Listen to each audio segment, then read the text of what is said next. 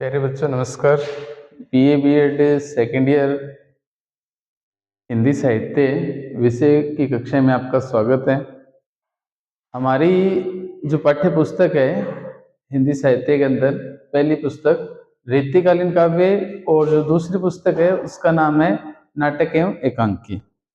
तो हमारी जो पहली पुस्तक रीतिकालीन काव्य, तो रीतिकालीन काव्य रीतिकाल उसका नामकरण, उसकी समय सीमा, उसके नाम का अर्थ, रीतिकाल की परिस्थितियां, प्रवृत्तियां, तो उनका हम लोग अध्ययन करेंगे और उन प्रवृत्तियों के साथ साथ रीतिकाल के जो प्रमुख रचनाकार कवि कह सकते हैं, उसके साथ साथ उन कवियों की रचनाएं और इन सबको लेकर के हम लोग अध्ययन करेंगे। तो सबसे पहले अगर हम देखें तो रीतिकाल को लेकर के अलग अलग विद्वानों ने अपने अपने अलग अलग मतभेद रखे, उनका अलग अलग नामकरण किया। उस नामकरण के साथ बताया जाता है कि इन विद्वानों के अनुसार और इनकी जो समय सीमा है उन समय सीमा के अनुसार रीतिकाल का जो नामकरण है वो मुख्य रूप से किस तरह से सामने निकल करके आता है, तो इसका जो अध्ययन है वो हम लोग कर लेते हैं। रीतिकाल एक परिचय, सबसे पहले किसी भी विषय को लेकर के और उस विषय के नामकरण को लेकर के हम उसमें प्रकाश डालते हैं कि उसमें बताया गया कि रीतिकाल जो है वो अपने आप में श्रृंगार काल, रीतिकाल अपने आप में श्रृंगार काल आचार्य रामचंद्र शुक्ल जी के अनुसार। उसके साथ साथ जो मिश्र बंधु हैं, मिश्र बंधुओं ने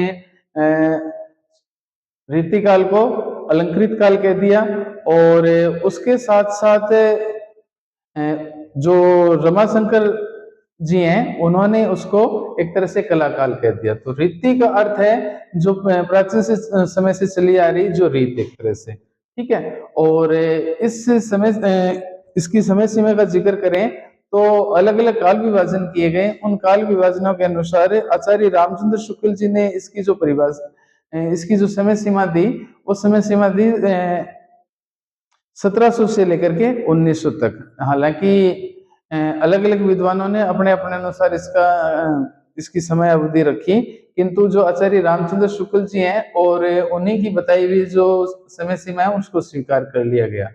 उसके साथ साथ बताया जाता है कि रीतिकाल अपने आप में श्रृंगार काल या अलंकृत काल, किसी भी काल की जो रचनाएं रही हों तो उन रचनाओं को सुंदर ढंग से प्रस्तुत करने के लिए, अपनी कला कौशल का प्रदर्शन करने के लिए, तो उनका जो वर्णन किया गया तो वो इसके अंतर्गत हुआ। इसमें आचार्य रामचंद्र शुक्ल जी के अनुसार रीतिकाल की जो समय सीमा है, जैसे मैंने आपको बताई कि 1700 से लेकर के 1900 तक का समय रहा। हालांकि इन्होंने इसको एक दृष्टि से देखें तो हिंदी साहित्य के अंदर अलग अलग जो काल विभाजन किए, जिस तरह से शुरुआती जो समय था, शुरुआती समय के दौरान उन्होंने आदिकाल को वीरगाथा काल के नाम से पुकारा था, ठीक है।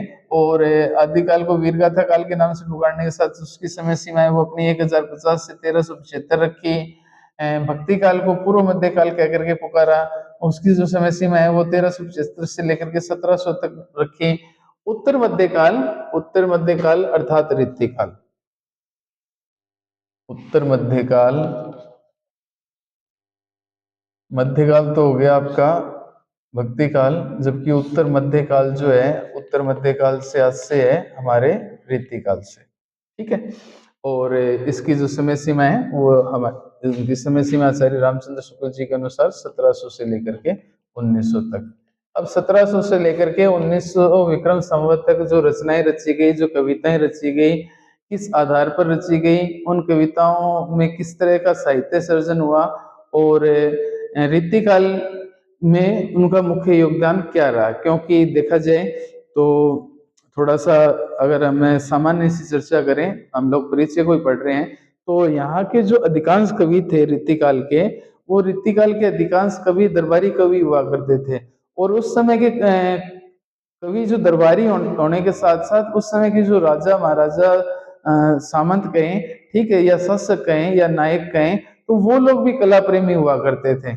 और एक तरह से देखा जाए तो आदिकाल और मध्यकाल के पश्चात, भक्ति काल के पश्चात रीतिकाल आया।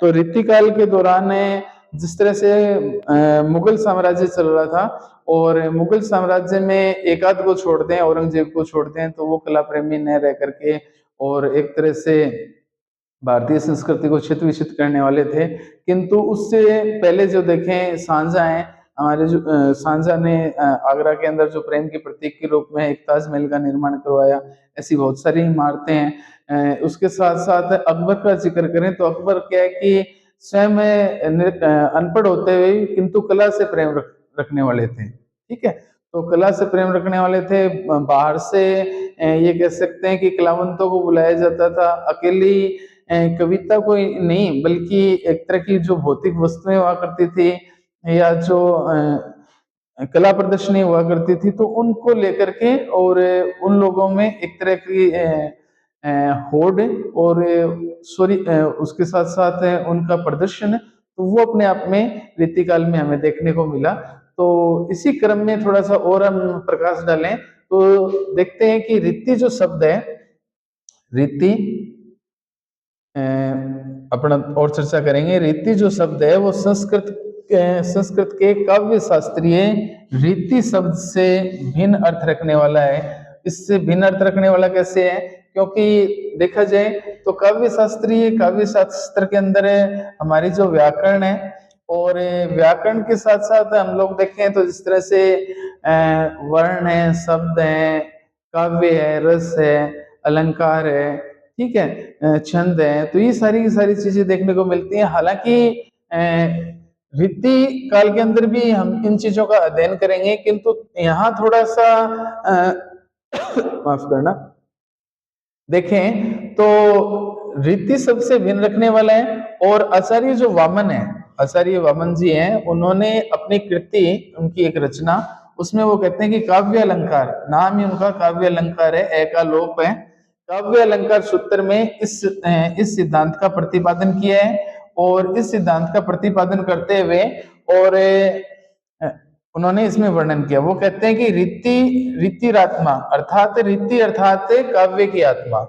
रीति अर्थात काव्य की आत्मा। ठीक है, तो कहने का मतलब जिस तरह से मनुष्य शरीर के अंदर है एक आत्मा का जो कह सकते हैं कि किरदार होता है, या कह सकते हैं कि आत्मा का जो रोल होता है, उसी तरह से रीति काल के अंदर ये जो हमारे अलंकार हैं, या कह सकते हैं कि जो गुण है या रस हैं, ठीक है, तो उनका भी अपना एक महत्व है।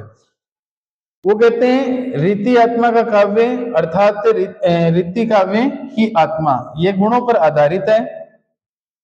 और हिंदी काव्य शास्त्र के कुछ ग्रंथों में इसे स्वीकार भी की गई है, परंतु रीति काव्य में रीति शब्द रीति सिद्धांत से भिन्न है। संस्कृत के काव्य शास्त्र के लक्षणों के आधार पर रचित काव्य के रूप में इसे स्वीकार किया गया है।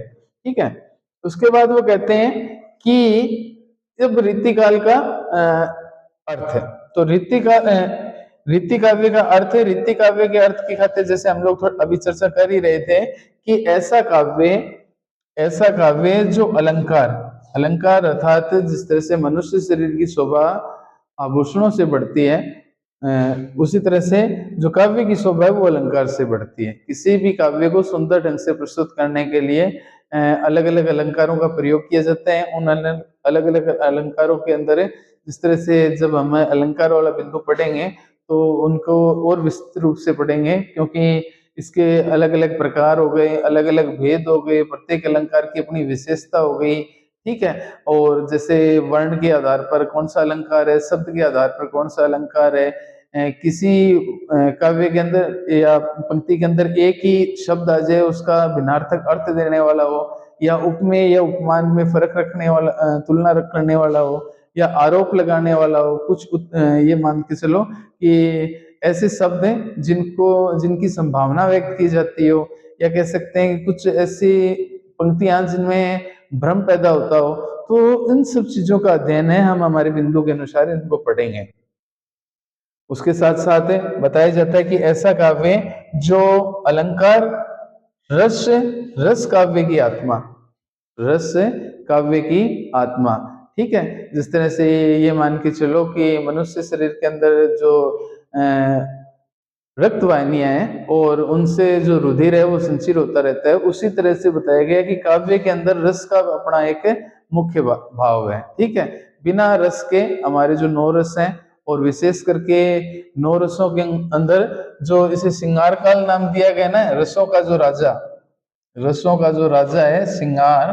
ठीक है, तो इस श्रृंगार रस का विशेष योगदान है ऋतिकाल के अंदर, क्योंकि थोड़ी देर पहले में जो हम लोग पढ़ ही रहे थे कि यहाँ के जो अकेले कवि नहीं, दरबारी कवि नहीं, बाहरी कवि का भी जिक्र हम लोग करेंगे, तो उसके साथ साथ बताया कि यहाँ के जो सामंत थे, यहाँ के जो शासक थे, वो लोग भी कला प्रेमी थे, और कला प्रेमी होने के साथ साथ उनको भी जो कला है उसकी अच्छी खासी परख थी। ठीक है, तो चाहे आप किसी भी क्षेत्र में देखें, तो इसका जो वर्णन है वो भी हम लोग अध्ययन करेंगे। उसके साथ साथ बताया कि अलंकार रस गुण, अब गुण और दोष है।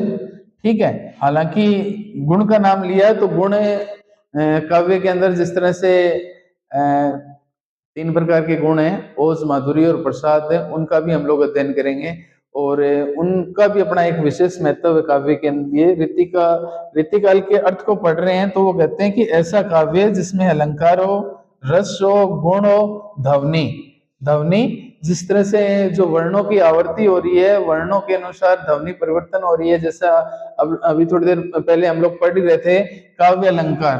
काव्य अलंकार यहाँ ध्वनि की दृष्टि से देखें तो यहाँ क्या है कि आ का लोप हो रहा था, काव्य आ की ध्वनि आ रही है, यहाँ पे ध्वनि है वो आ रही है, किंतु जो है वो हमें दिखाई नहीं दे रहा। ठीक है, तो इस तरह से वो कह रहे थे कि उसमें ध्वनि का अपना विशेष महत्व है।